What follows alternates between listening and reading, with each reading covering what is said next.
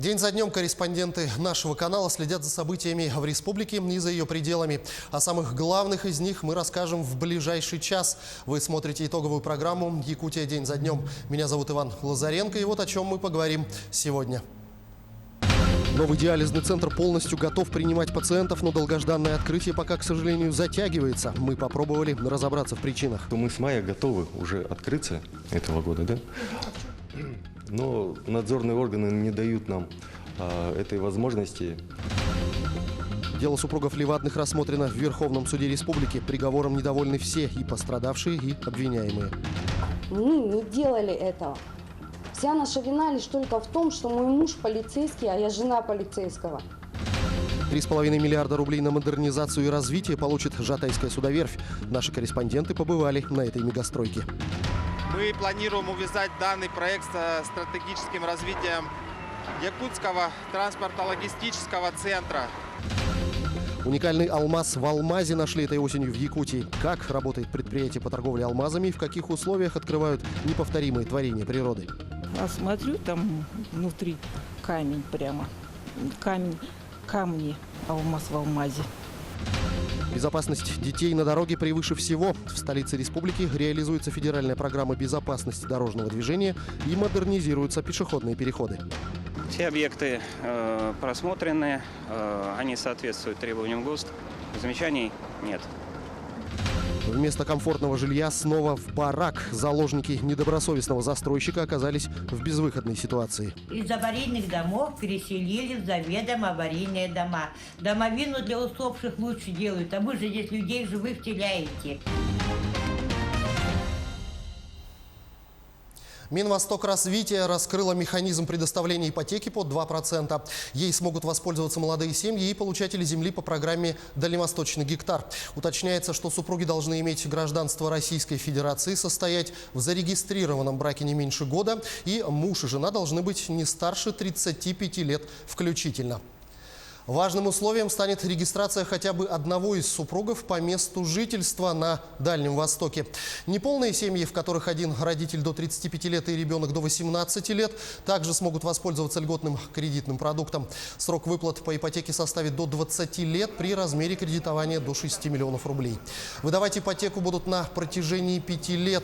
Заемщики смогут приобрести квартиры на первичном рынке или самостоятельно построить на полученные средства дом. Причем участники программы «Дальневосточный гектар» смогут направить полученные средства только на строительство дома. В Совете Федерации прошли слушания по параметрам федерального бюджета на ближайшие 3 года. Главный финансовый документ страны имеет социальную направленность, отметила председатель Совета Федерации России Валентина Матвиенко. По ее словам, на всем трехлетнем горизонте бюджет планируется с превышением доходов над расходами. Особое внимание уделено нацпроектам, в частности, цифровой экономики и экологии. Эти два направления считаются самыми недоосвоенными. В целом же на 2020 год предусмотрено финансирование нацпроектов в общей сумме почти в 2 триллиона рублей. На ближайшие 3 года эта цифра составит около 7 триллионов. Глава Якутии Айсен Николаев в своем выступлении затронул 3 важных для республики и для всего Дальнего Востока вопроса. Он считает необходимым увеличить финансирование региона по переданным полномочиям, по лесным отношениям. Также Айсен Николаев затронул тему транспортной доступности внутри республики и строительства онкодиспансера. Вся экспертиза пройдена, мы строительство начали. К сожалению, мы ждем, когда все-таки перераспределение, которое нам обещали, по средствам федерального бюджета будет, но пока его не видим, просили бы, чтобы оно у нас появилось. Спасибо. Спасибо. Антон Григорьевич, что касается онкологии, отдельной программы, мы знаем ситуацию с онкологическими заболеваниями. Якутия в форме. Проектно-сметная документация готова. Прошла все. Посмотрите, о какой сумме идет и времени. Будем ко второму чтению вместе искать источники тогда. Да, просто они уже начали. Конечно же, онкодиспансеры, в том числе якутский онкодиспансер, где имеется уже полностью проектно-сметная документация, где республика уже сегодня ведет строительство, и 10% строительной готовности объекта уже есть. Конечно же, даже надо профинансировать в 2021 годах, и с тем, чтобы в 2022 году уже объект был полностью сдан. Мы будем продолжать теперь уже работу непосредственно с правительством Российской Федерации, с Министерством финансов, для того, чтобы по всем этим пунктам решения были приняты и уже появились ко второму чтению в рамках принятия закона о федеральном бюджете на 2020 год. В Якутске по материалам проверки прокуратуры города возбуждено еще одно уголовное дело, связанное с картельным сговором при поставках лекарств. Как сообщает портал news.ekt, следователи МВД провели обыски в Якутском республиканском центре по профилактике и борьбе со СПИДом, а также в нескольких офисах коммерческих организаций. В кабинете главного врача СПИД-центра изъяты документы и денежные средства. Диализники Якутска обратились к главе Якутии Айсену Николаеву с открытым письмом о содействии в необходимости скорейшего открытия Центра современной нефрологии и диализа. Новый центр готов обеспечить нуждающихся в процедуре гемодиализа. 84 пациента могут быть приняты одновременно без стояния в бесконечных очередях. Сегодня медицинское учреждение полностью готово принимать больных. Между тем, открытие до сих пор не состоялось. В ситуации разбиралась Ульяна Шагина. Гудит аппарат, неспешно меняются цифры на экране. Осталось полежать еще немного и можно домой. До следующего раза, а это уже через день. Я сама с Нюрбинского улуса. А живете здесь? Живу здесь. У меня гемодиализ сейчас, поэтому мне приходится проживать здесь. Процедура в неделю 3 раза по 4 часа. Страшную аббревиатуру ХПН Ниргуяне Нихаруковой поставили еще в 2007 году. И с тех пор хроническая почечная недостаточность привязала ее к аппарату искусственной почки. 2010 года я ходила там 4-6 месяцев на гемодиализ, потом делали трансплантацию мне. На трупную донорскую почку пересадили. Потом вот эта вот почка моя проработала 5 лет. Изначально в Москве делали мне вот это. Профессора, доктора мне сказали, что вот почка, она изначально плохая была. И сказали, что максимум 5 лет проработает. И вот как доктора, профессора сказали, вот так и случилось. 5 лет, получается, у меня проработала почка, и опять я на гемодиализе. Проблема еще и в том, что возможности трансплантации ограничены тем, что донорских почек всегда не хватает. Поэтому люди живут на диализе годами. 3 раза в неделю им приходится подключаться к этим аппаратам, без которых человек умрет от интоксикации организма. С 2001 года уже начата трансплантация почек. И с 2016 именно в Якутске начата кадаверная пересадка почки.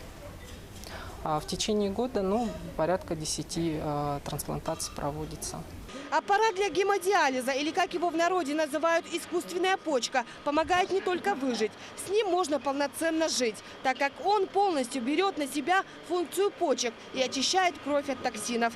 Проблема только в том, что этих аппаратов не всегда хватает, и пациентам приходится просто ждать своей очереди. В год мы берем от 70 до 100 новых больных.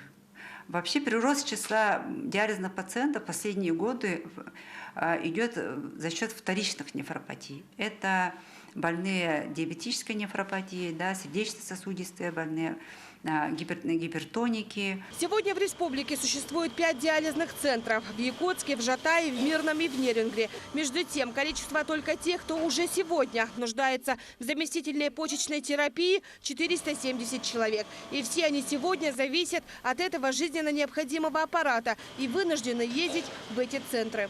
Мы фиксируем количество больных, которые с 4-5 стадии хронической болезни почек, которые так или иначе, скажем, уже с креатинином, с нарушением функции почек, которые приближаются к диализу, можно так сказать. И количество таких больных на сегодняшний день порядка 300 человек.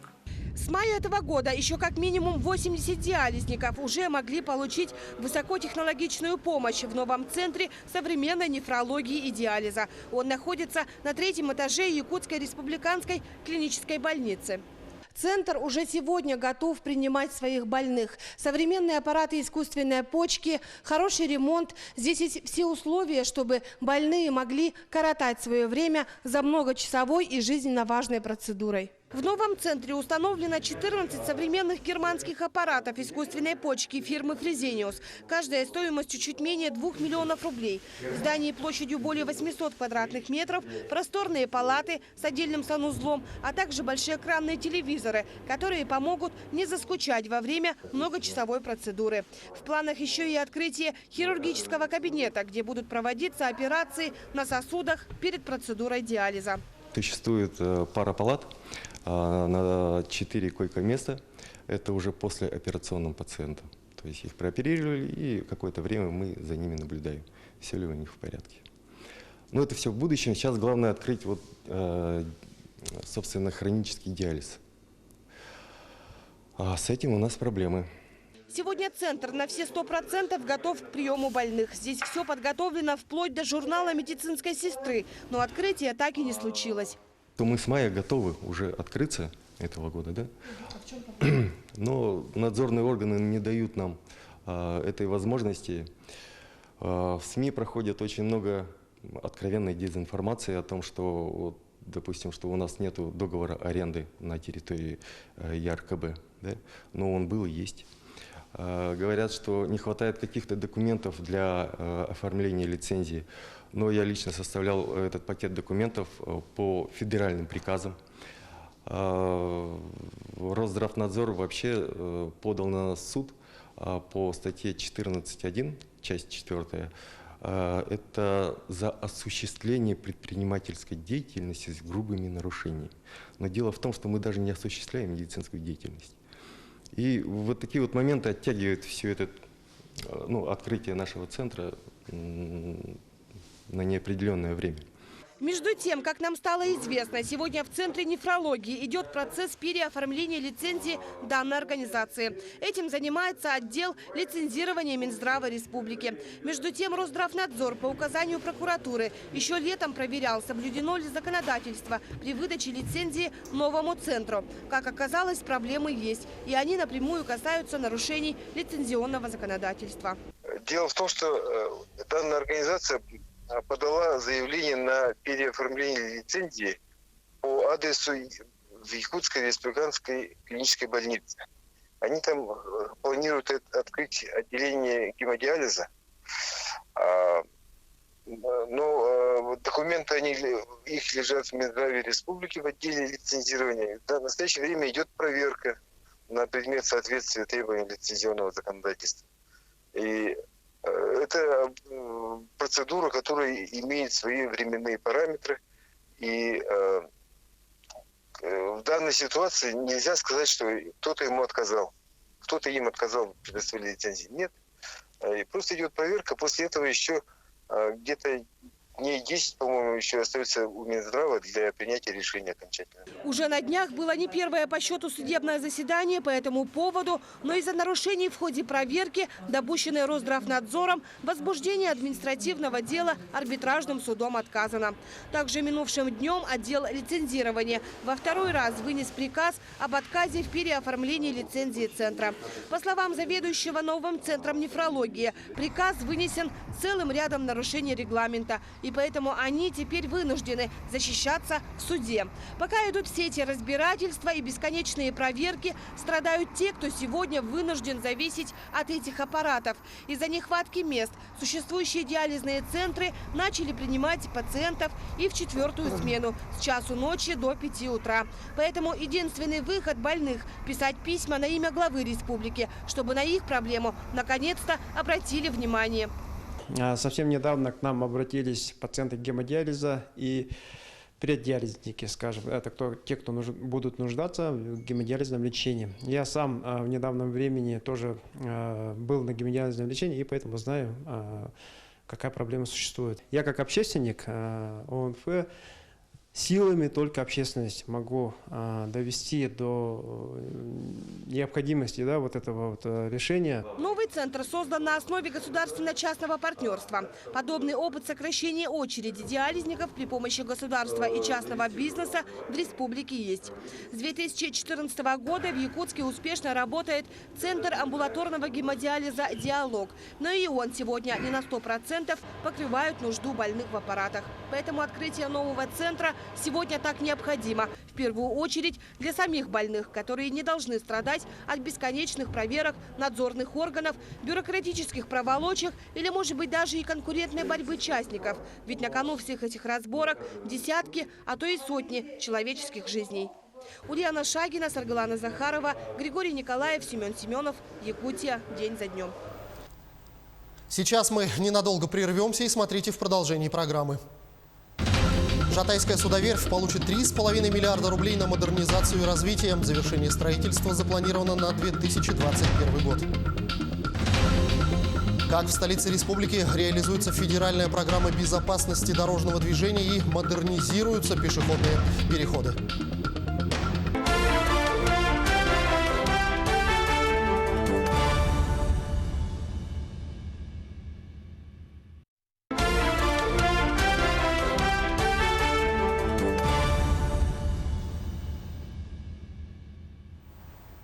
Мы продолжаем программу.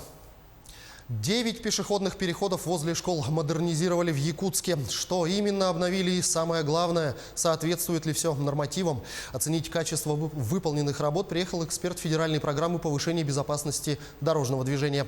Все подробности в материале Анастасии Кобызевой. Уровень безопасности самых непредсказуемых пешеходов, детей, значительно повысится. В столице региона модернизировали пешеходные переходы возле школ. Проект очень важен, ведь за последние 8 месяцев этого года на дорогах Якутска пострадали 60 юных участников дорожного движения. Рядом с образовательными учреждениями установили ограждения перильного типа. Их протяженность 200 метров с каждой стороны. Появились дополнительные светофоры, знаки, а также искусственные дорожные неровности. Интересный факт: на пешеходный переход наносят не просто краску, а холодный пластик. Его преимущество: в долговечности он прослужит целых 5 лет, в то время как краска сотрется уже через год или 2, а то и раньше. Проверить качество выполненных работ приехал эксперт федеральной программы. Ревизор все заснял, записал и остался доволен. Все объекты просмотрены, они соответствуют требованиям ГОСТ. Соответствует проектной документации, которую мы составляли при заключении контракта. Замечаний нет. Всего в этом году в федеральную программу модернизации попали 9 городских объектов. Стоит отметить, что в 2020 году под обновление могут попасть еще несколько пешеходных переходов. В следующем году, насколько мы знаем, у них запланировано только пешеходное ограждение. Мы заявку в свою очередь подавали, значит, на 10 километров, около 10 километров. Но ближе к зиме уже, скорее всего, утвердят. Обновлять нужно не только пешеходные переходы, но и дороги в целом. По статистике ГИБДД, треть смертельных исходов ДТП приходится на ситуации, в которых автомобиль оказывался на участке дороги, не соответствующем требованиям стандарта. В столице региона дороги делают. Вопрос лишь в качестве. В этом году контролем занимаются студенты и научные сотрудники дорожной лаборатории при СВХУ.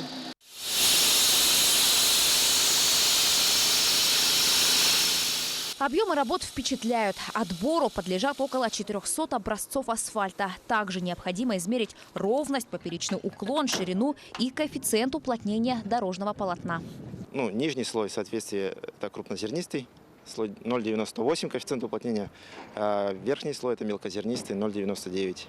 Если показатели будут ниже этого значения, то, соответственно, качество работы, качество асфальта у нас страдает. А вот скажите, пожалуйста, вот когда, получается, брали верхний слой, мы увидели, что там находится вода, жидкость. Что это значит? Вообще это нормально? При отборе, да, это нормально, потому что у нас, когда дождь проходит, вода всегда скапливается на поверхности асфальта. Она просочится не сразу, поэтому при отборе это ситуация нормальная. Сотрудники лаборатории уже взяли пробы дорожного покрытия на многих улицах Якутска. Красильникова, Автодорожная, Петра Алексеева. Все образцы тщательно изучили. Больше всего нарушений зафиксировали в микрорайоне Марха. Там было несоответствие от асфальта. Асфальт при отборе он показал себя очень пластично. То есть отобрать пробы было невозможно, и коэффициент уплотнения был очень низкий. Мы результаты передали, фотографии и видео, что делали. Результаты передали, и главстрой сделал предписание на устранение замечаний. Дорожная лаборатория продолжает свою работу. Чтобы оценить качество асфальта, на одном объекте уходят недели. В этом вопросе торопиться не стоит. Не стоит и работать спустя рукава. Ведь речь идет о жизни как пешеходов, так и автовладельцев. Анастасия Кобызева, Илья Сыромятников, Якутия. День за днем. Сегодня завершает свою работу международный форум «Энергетическая неделя». 10 тысяч участников из 30 стран обсуждали проблемы и перспективы развития угольной, нефтяной, газовой промышленности, проекты в сфере энергетики. Так, на площадке форума состоялась встреча главы Якутии Айсена Николаева с генеральным директором энергетической компании «Русгидро» Николаем Шульгиновым. В ходе переговоров затронули вопросы, связанные с обновлением системы энергоснабжения Якутии. Например, требует модернизации локальные дизельные электростанции, особенно в северных районах. На встрече удалось обговорить те подходы, которые могли бы применяться для такой модернизации. Обсудили и другие моменты в сфере энерго- и теплоснабжения Якутии. Мы также обсудили и такие, скажем, наши вопросы текущего характера, как вопросы функционирования электротеплоснабжения поселка Депутатский Ульяновского района, где тоже есть достаточно такие устойчивые многолетние проблемы. Вопросы, связанные с созданием единого теплосетевого хозяйства города Якутска, которые тоже надо нам достаточно быстро форсировать. Естественно же, были обсуждены вопросы и по дальнейшему строительству уже второй очереди Якутской ГРЭС-2, которая тоже необходимо в ближайшие годы уже строительство начать для того, чтобы город Якутск был с точки зрения именно вот энергетической безопасности полностью обеспечен. Уверен, что мы совместно с руководством Русгидро, с Якутскэнерго будем и дальше делать все, чтобы по республике Саха-Якутия обеспечить надежное электроснабжение, ну и по ряду районов надежное теплоснабжение. Более 3,5 миллиардов рублей получит Жатайская судоверфь на модернизацию и развитие мощностей из федерального бюджета в 2020-2021 годах. Это следует из материалов к проекту федерального бюджета России, который правительство внесло в Государственную Думу. Деньги выделяются якутскому предприятию «Жатайская судоверфь» в виде взноса России в уставный капитал компании. Все подробности в материале нашего корреспондента Юрия Осипова. Строительство Жатайской судоверфи начали в конце апреля этого года. Сейчас здесь ведутся работы по установке свайного поля. Работа идет полным ходом. Конечно, раньше были затруднения с грунтом, грунтовые воды. Земля сейчас уже все нормализовалось, все устранили. Конечно, была полностью грязь. Сейчас как раз все, верхушка полностью промерзла. Нижняя часть все равно стоит вечная мерзлота. На мерзлоту полностью свай устанавливаем. На сегодняшний день уже установлено около 30% свайного поля. Строители планируют завершить эти работы до наступления зимы. Проработали проектную документацию, были некоторые там задержки, вовремя наверстали. Обустройство котлована себя подразумевает выявку 100 тысяч кубов грунта, забивку 1157 свай, 236 ростверков. И после этого установка труб термостабилизации грунта. Строительство Жатайской судоверфи будет проходить в два этапа. Первая очередь включает судостроительный цех. В нем будут производиться корпуса, то есть оттуда будут выходить практически готовые суда. Оно идет нескольких уровней. Ага. Вот верхний уровень – это именно сборка кораблей. Эти два цеха – это здесь будет идти подготовка. Подготовка, что касается подготовка металла. Гнуть его будут, красить, в общем, готовить полностью. А здесь уже как бы сборочный цех. Площадь основного здания около 25 тысяч квадратных метров. Такой масштабной постройке требуется и надежное основание. Всю территорию будущего цеха испещрят около 15 километров труб, по которым будет бежать хладон, то есть охлаждающее вещество. Это уникальная система термостабилизации, которая впервые используется в Якутии. Это делается для того, чтобы грунт здесь сохранял свою несущую способность.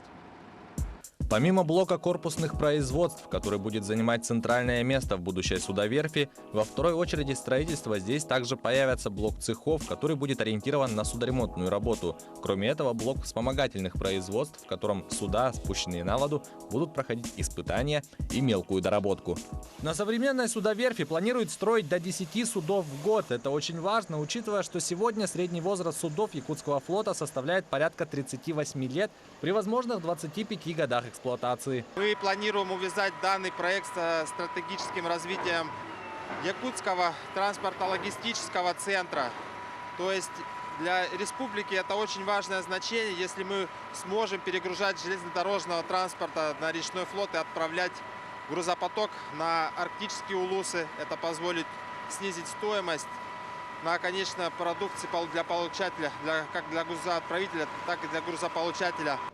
Завершение строительства запланировано на 2021 год. Первое судно, построенное на новой судоверфи, будет спущено на воду уже в 2022 году. Юрий Осипов, Семен Семенов, Жатай. Сейчас мы вновь ненадолго прервемся и смотрите далее в нашей программе. Из одного барака в другой вместо комфортного жилья переселенцы получили квартиры в домах на деревянных сваях и неработающей канализации. Верховный суд республики вынес приговор супругам Левадным. Решением суда недовольны как потерпевшие, так и обвиняемые.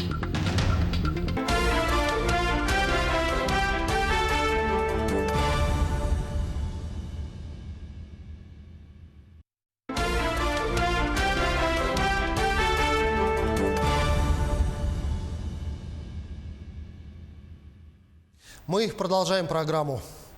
Правосудие по-якутски. Громкое дело супругов Левадных рассмотрено в Верховном суде. Якутская Фемида вынесла приговор. Кристина Левадная приговорена к 5 годам условно, а бывший подполковник столичной полиции Александр Левадный к 6,5 годам условно. До этого городской суд приговорил их к 4 и 5 годам условно, соответственно, и материальные компенсации по 250 тысяч рублей с каждого. Хотя прокурор требовал 9 и 14 лет реального срока. О нюансах этого резонансного дела в сюжете Сюзанны Рожиной. Лучшая работница Левадна Ракель де ла Круз Фабрас в феврале 2017 года решает покинуть клининговую компанию и перейти в другую, где ей обещают более лучшие.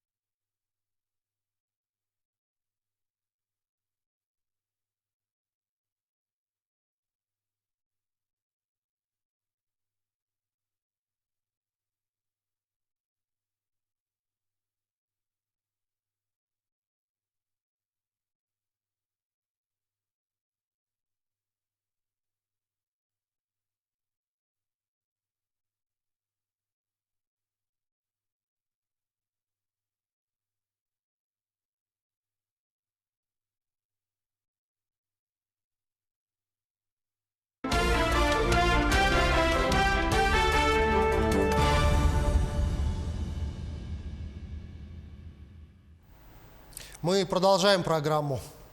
Правосудие по-якутски. Громкое дело супругов Левадных рассмотрено в Верховном суде. Якутская Фемида вынесла приговор. Кристина Левадная приговорена к 5 годам условно, а бывший подполковник столичной полиции Александр Левадный к 6,5 годам условно. До этого городской суд приговорил их к 4 и 5 годам условно соответственно и материальной компенсации по 250 тысяч рублей с каждого. Хотя прокурор требовал 9 и 14 лет реального срока. О нюансах этого резонансного дела в сюжете Сусанны Рожиной.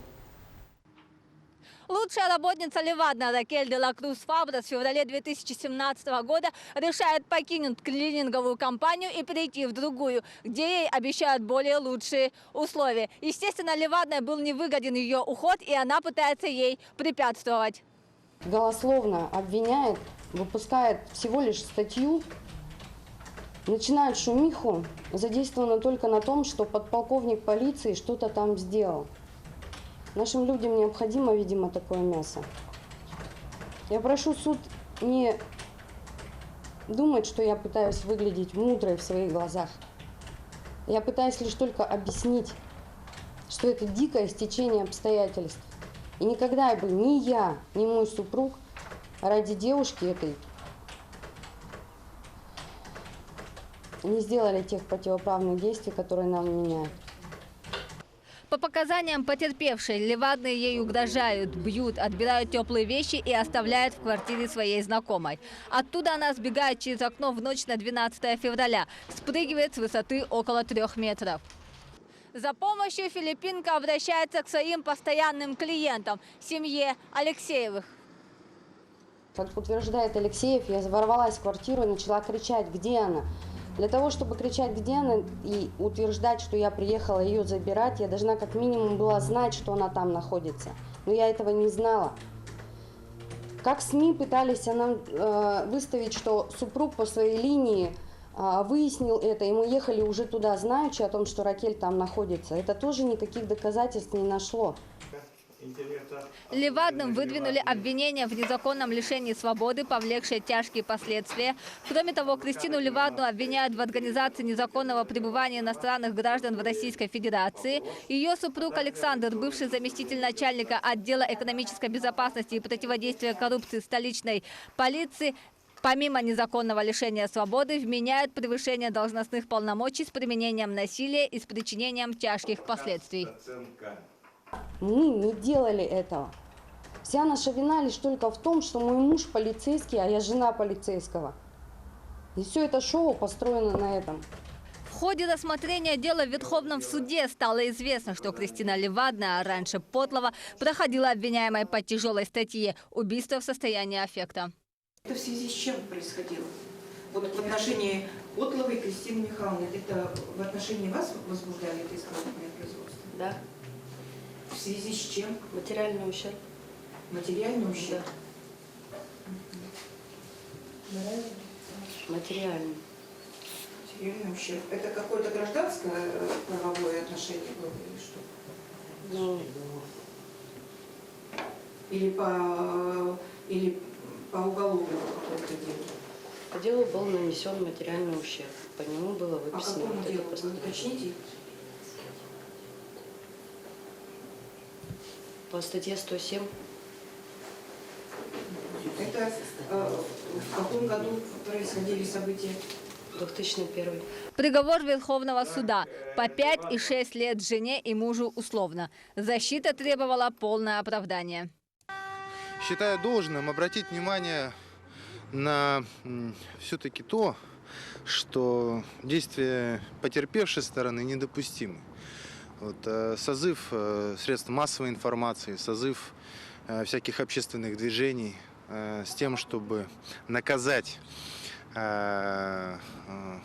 родителей 4 несовершеннолетних детей к 14 годам лишения свободы, это столько, сколько получают маньяки, убийцы, педофилы и так далее. За что требует такое наказание сторона обвинения?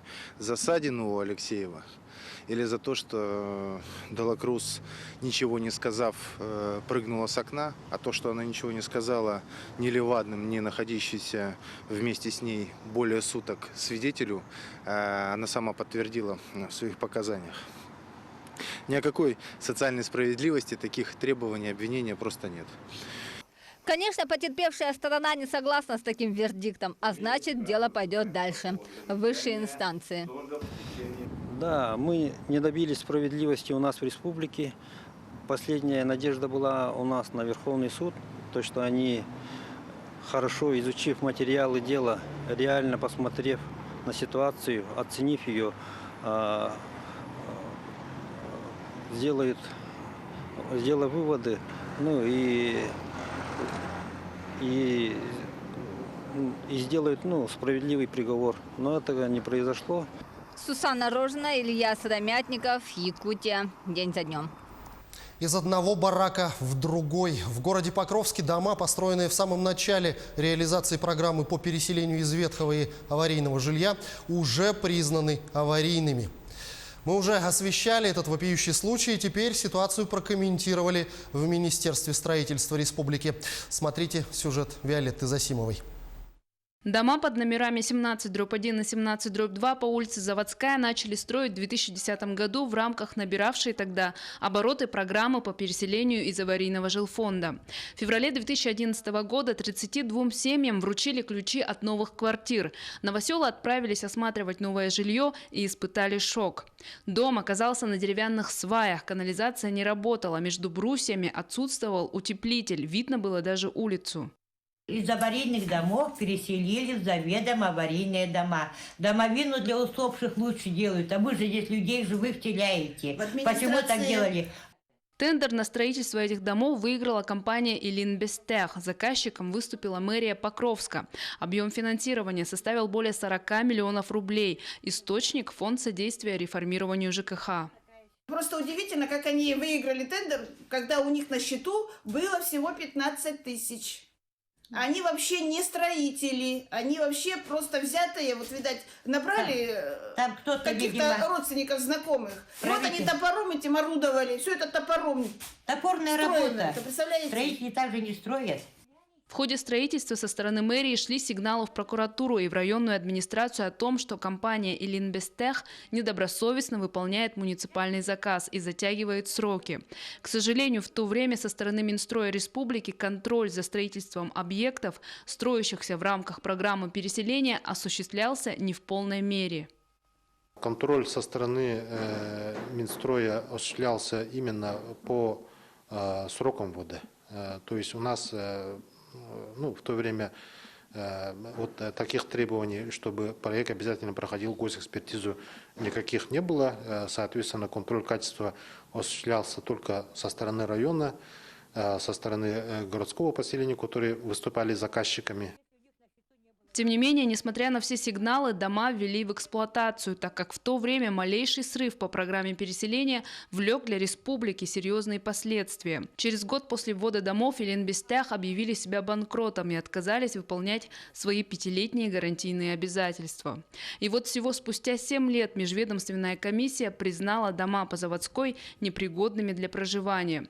Правда, решение об этом, как оказалось, еще не подписано нынешним главой Покровска. Информация о том, что окончательно принято решение о том, что дом аварийный, решением главы у нас пока нету. Есть только вот акт межведомственной комиссии. Окончательное решение принимается самим главой. Если глава примет такое решение, то дома будут признаны непригодными для проживания. Если дома не признают аварийными, то необходимо эти дома капиталить, то есть проводить капитальный ремонт. О капитальном ремонте жильцы и слышать не хотят. И даже сейчас, допустим, придут, скажут, ремонт капитальный там, делать. Даже выселиться некуда. Кстати, ремонт капитальный тут проводился? Нет. Чьими силами? А что они? Они вот над ее квартирой крышу сделали, чтобы не кап, а остальные-то все бегут. От властей мы хотим, если они не могут там дом построить, нас селить, дать нам нормальное жилье, пусть нам покупают вторичное жилье, нормальные квартиры тогда пускай покупают. Сейчас отчаявшиеся жильцы, ставшие жертвами бесхозяйственности властей и наплевательского отношения к своим обязанностям подрядной организации, отправили жалобу к уполномоченной по правам человека в республике Сардане Гурьевой. Мы продолжим следить за их непростой ситуацией. Виолетта Засимова, Сусанна Рожина, Илья Сыромятников, Якутия. День за днем.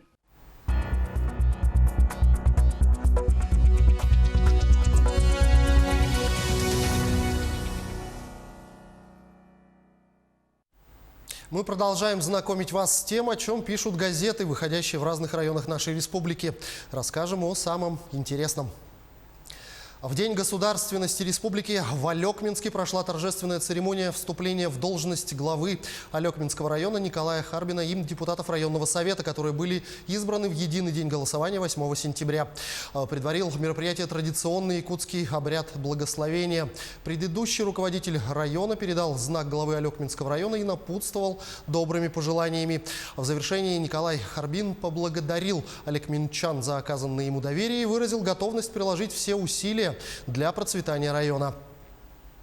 В свежем выпуске «Индустрия Севера» рассказывает о начале работы на территории Нерюнгринского района мобильной бригады по оказанию комплексных и социальных услуг на дому маломобильным и одиноким гражданам старшего поколения. В первую неделю работы специалисты смогли посетить 7 граждан в возрасте от 80 до 90 лет. В рамках визита бригада осуществила обследование жилищных условий проживания престарелых граждан, провела оказание социально-медицинских услуг, сбор медицинских анализов на дому, оформление статуса «Дети Великой Отечественной войны», а также проверила качество предоставления социального обслуживания на дому подопечных соцзащиты. Также в этом номере «Индустрия Севера» рассказывает о необычной акции, организованной для родителей одного из детских садов города Нерюнгри, где в канун Дня воспитателя прошел день самоуправления, в ходе которого мамам и папам была предоставлена возможность самим побывать в роли работника детского сада и принять участие в проведении занятий с детьми. Тампонский район. Газета «Тампонский вестник» пишет о том, что в рамках проведения пожарно-профилактической операции «Дети», а также в целях обеспечения комплексной безопасности в образовательных учреждениях в поселке Хандыга Тампонского района в детской школе искусств были проведены плановые показательные пожарно-тактические учения. В ходе учений было эвакуировано 42 человека, из них 26 детей. Ликвидирован условный пожар с проведением полной разведки здания. В этом году компания «Дортранс» ведет строительные и ремонтные работы на федеральной автомобильной дороге Колыма и на 3 республиканских дорогах. Всего бригады задействованы на 6 объектах, которые расположены в Тампонском и Миконском и Горном районах. Сейчас на первый участок доставили дробильную установку. Будут вестись работы по устройству дорожной одежды. В ближайшее время объекты будут сданы в эксплуатацию. Средства на ремонт данных участков выделили в этом году. Глава Гортано-Харинского наслега Евгений Саморцев стал финалистом республиканской деловой игры «Министр». Об этом сообщает газета «Ленский вестник». Саморцев выступил в категории до 45 лет с управленческим опытом. Ленчанин поделился, что участие в подобных конкурсах как министр является очень полезным опытом, который сопровождается новыми и интересными знакомствами. Евгений Саморцев выразил надежду на то, что в этой игре в будущем примут участие как можно больше представителей Ленского района. 3 октября для жителей села Натора совершилось долгожданное событие. В Ленск доставили паром, который будет перевозить людей и автотранспорт в период навигации через Лену. Новый паром был построен по заказу районной администрации в Омске. Сейчас судно отправится на Затон в Мурью, где будет зимовать. А с начала навигации 2020 года паром начнет свои рейсы для жителей Наторы через Лену, связывающую село с соседним поселком Нюя. Оттуда можно будет добраться по трассе до райцентра. Газета Алданского района выпустила интервью, посвященное Международному дню врача. Заведующий хирургическим отделением Алданской центральной районной больницы Борис Васильев отдал медицине более четверти века. А Виктора Сорокина знают от мала до велика все жители Нижнего Куранаха. В поселковую больницу Виктор Михайлович пришел работать хирургом более 20 лет назад. Спустя 10 лет, пройдя специализацию по эндоскопии, он стал известен в районе как квалифицированный диагност. Из стен Дворца культуры «Металлург» поселка Нижний Куранах вышло немало интересных и творческих личностей. Одной из таких талантливых персон является Валерия Миронова, которая успешно прошла кастинг популярной российской программы «Голос». Валерия вместе с джазовой акапелла-группой «Sun Voice» выступила в Москве на конкурсе «Московская весна акапелла», а также потоков 250 человек. Ей досталось бюджетное место в Государственном музыкальном колледже джазового искусства при Академии имени Гнесиных. Газета «Маяк Арктики» сообщает, что в селе Кюсюр Булунского района запущена новая котельная. 29 сентября состоялось торжественное открытие. Этот мощный источник тепла построен с ликвидацией 3 аварийных старых котельных. Теплоснабжающий объект Заполярного села обеспечивает теплом все объекты соцкультбыта: детский сад, школу, фельдшерско-акушерский пункт, центр культуры, здание администрации и все дома, кроме аэропорта. Студент Тиксинского многопрофильного лицея Иван Чукров стал финалистом деловой игры «Министр». Напомню, с 25 по 27 сентября в городе Якутске прошла республиканская деловая игра «Молодежь. Инновационно-стратегический ресурс развития Республики Саха-Якутия». В итоге Ивана как финалиста деловой игры наградили сертификатом для посещения 3 мастер-классов по развитию личностно-профессиональных компетенций в Высшей школе инновационного менеджмента при главе республики.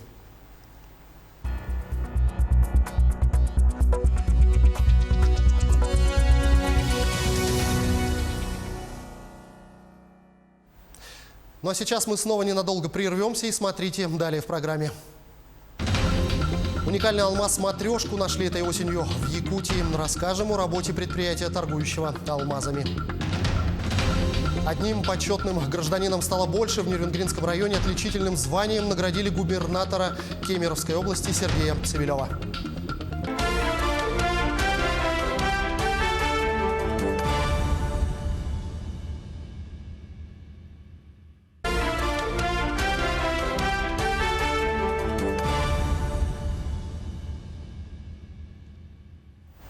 Мы продолжаем программу. Замглавы Минфина России Алексей Моисеев считает нереалистичной приватизацию доли «Алроса» из-за позиции Якутии. Часть доли государства в алмазодобывающей компании «Алроса» давно находится в плане приватизации, но это нереалистично из-за позиции другого акционера компании – Республики Саха-Якутия. В Минфине эту позицию называют жесткой, а региональный закон, согласно которому пакет акций региона не должен быть ниже 25%, национальной гордостью. Эти факторы не позволяют реализовать 100% приватизации на «Алроса». Цитирую: «Якуты свою долю продавать не собираются, поэтому это означает, что и мы свою тоже не можем продать. Потому реально, я думаю, мы никогда с ними не договоримся до этого», сказал заместитель министра. Ну а если говорить об уникальных алмазах, которым нет равных в мире, то бесспорно такие добывают у нас в Якутии. Один из последних примеров – алмаз в алмазе, найденный этой осенью. Обнаружили его во время сортировки в цехе якутского предприятия по торговле алмазами. Находится он в самом центре столицы республики. Как в целом проходит в нем работа и в каких условиях открывают неповторимые творения природы, узнавала Саргалана Захарова. Позади несколько степеней охраны, переоблачение в белые халаты без карманов и попадаем в святую святых алмазной индустрии. Сырье из рудников попадает в Якутск. Здесь оно проходит тщательную проверку. Каждый алмаз рассматривают под микроскопом, взвешивают, измеряют и распределяют по 8000 позиций. Размеры идут с полкарата. 2 грейнера, 3 грейнера – это 0,25 карата. 2 грейнера, 3 грейнера. Вот от 4 до 6 грейнеров, и это самое крупное, плюс 1,8. Вообще сам по себе алмаз сортируется по 4 показателям. Вес, качество, цвет и форма. Чтобы рассортировать по размерам, камни пропускают через специальное сито. Отверстия в них соответствуют определенной каратности. Идем дальше. В соседнем помещении стоят большие аппараты. В них промываются и сушатся алмазы. Засыпаем туда алмазы, закрываем на все замочки. И вставляем сюда 10 штук, 10 контейнеров вот сюда. Потом результат насколько отличим от исходного материала? Да, конечно, видно. На глаз видно, что они стали чище, они блестят уже. Работают как с крупными камнями, так и с мелкими. К слову, сортировка совсем крошечных алмазов требует особой внимательности и усидчивости. Но опытные специалисты с легкостью сортируют горку мелких камней на несколько видов. На помощь приходит и автоматика. Он делит на 13 позиций. Light – это светлая, значит, группа, фракция, потом идет дарковая, средняя часть, значит, коричневая, и темная идет борт, то есть технический алмаз. Немаловажна и осторожность. Нельзя потерять при сортировке ни одного камня. У каждого помещения на входе и выходе лежат такие резиновые коврики. И все посещающие, и в том числе и сами работники, обязаны вытирать, выходя и заходя в помещение. Это делается для того, чтобы, не дай бог, хотя бы один маленький камешек вышел из этого здания. Ведь счет идет до самой 1000-й доли карат. В августе здесь произошла сенсационная находка. Небывалое явление. Камень в камне. Беременный алмаз, как прозвали его уже в цехе. Автор находки Татьяна Бурцева. Работает в цехе уже больше 20 лет, но ни разу не видела такого алмаза. Процессы работы, смотрю, и вот как хотела было пропустить, как rejection с трещинами камень. А смотрю, там внутри камень прямо. Камни. Алмаз в алмазе. Смотрю, еще и шевелится. А потом еще тык-тык-тык. Ага. О, сразу погремушка. Не секрет, что якутские алмазы отличаются не только своими уникальными формами. Они высоко ценятся на мировом рынке благодаря своему качеству и неповторимой чистоте. Далее товар направляется на реализацию, в основном за рубеж, через единую сбытовую организацию. Примерно 90% реализуется на внешнем рынке. На внутреннем рынке ЕПТА торгует для якутских предприятий, занимающихся огранкой алмазного сырья. Это примерно половина от российского объема. В якутском предприятии работает больше 200 сотрудников, а вот сортировкой алмазов занимаются больше 100 человек. От них зависит будущее предназначение драгоценных камней. Отправятся ли они на производство в качестве деталей машин или засверкают на пальцах модниц. Саргалана Захарова, Георгий Григорьев, Якутск. Губернатору Кемеровской области Сергею Цивилеву присвоено звание почетного гражданина Нерюнгринского района, где он ранее работал генеральным директором компании «Колмар». Торжественная церемония вручения нагрудного знака, удостоверения и ленты «Почетный гражданин муниципального образования Нерюнгринский район» состоялась в присутствии депутатов, представителей общественности и районной администрации. Более подробно далее в следующем материале.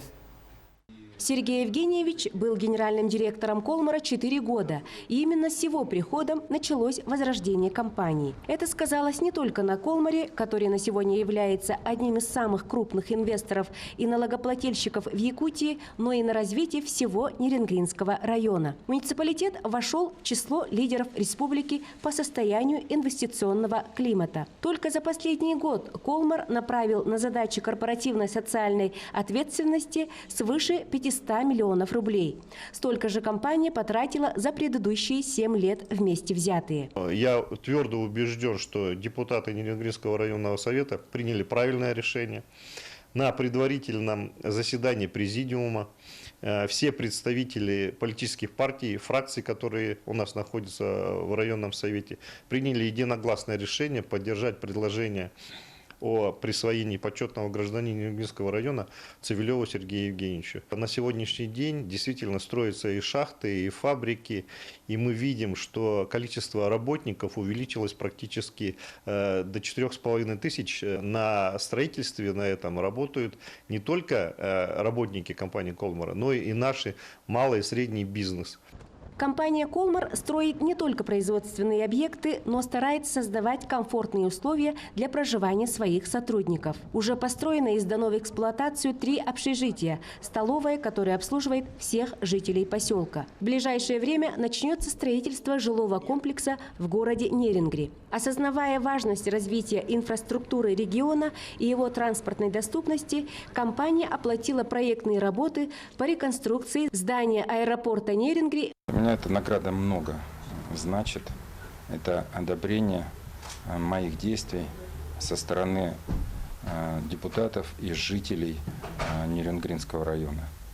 Это важно, когда ты стараешься, искренне стараешься что-то сделать, и тебе в ответ идут слова благодарности, у тебя сразу вырастают крылья, и тебе становится совсем другое ощущение. Ты понимаешь, что все, что ты сделал не зря, и это оценено обществом. Это очень важно. А заслуга, конечно, не только моя. Я бы один ничего не сделал. Это заслуга вот команды, которая сидела рядом. Поэтому я благодарил в ответном слове и жителей Нерюнгринского района, депутатов, руководства, и, конечно же, команду «Колмара», которая добилась такого результата. Ежегодную денежную премию, положенную Сергею Цивилеву как почетному гражданину, будет получать гимназия номер 1 города Нерюнгри, над которой шефствует компания «Колмар». Напомним, звание почетного гражданина присваивается 1 раз в год в канун празднования Дня Нерюнгринского района. Тамара Игнатьева, Вадим Барашков, Якутия. День за днем. Накануне стало известно имя нового руководителя Государственного театра оперы и балета Якутии. Им стал 34-летний Сергей Юнгас из Екатеринбурга. Он подал свою заявку на участие в конкурсе на замещение вакантного места, который был объявлен еще в августе этого года. Как отметил премьер-министр региона Владимир Солодов, всего поступило 26 заявок.